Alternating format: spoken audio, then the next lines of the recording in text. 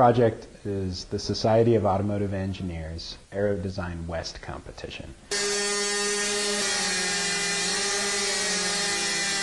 So it's held down in Fort Worth, Texas. What's really nice about this is you are given a blank sheet of paper and with some criteria and said, go design something to meet this requirements. To go from nothing in August, just in blank slate basically, to designing the airplane, doing all the mathematics, the computational fluid dynamics, and finite element analysis, and having it all culminate with a second place finish. I mean, I was just elated. But at registration, we got our plane in there, they started measuring to make sure it met the specifications, and everybody, other teams, other judges started crowding around our plane just because it was so unique and different from everybody else's. Yes, we won this award, the Most Innovative Design Award, for what we've called our potential energy system. And it's basically a carbon fiber tube with latex surgical tubing wound inside of it.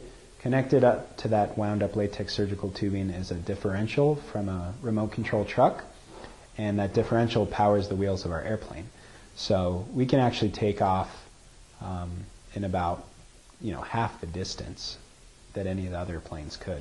On the second day with the headwind, we were taking off 30-foot takeoff runs where other teams were still struggling, taking well over 100. And when they tried heavy flights, they were taking the full length of the runway to take off, and we're just literally jumping off the ground. Through the trials and tribulations and frustrations and all of that, and then to have the plane lift the 55 pounds and land, and all of us run out onto the field yelling and screaming and jumping up and down and hugging each other, that will stay with me for the rest of my life, I'm sure.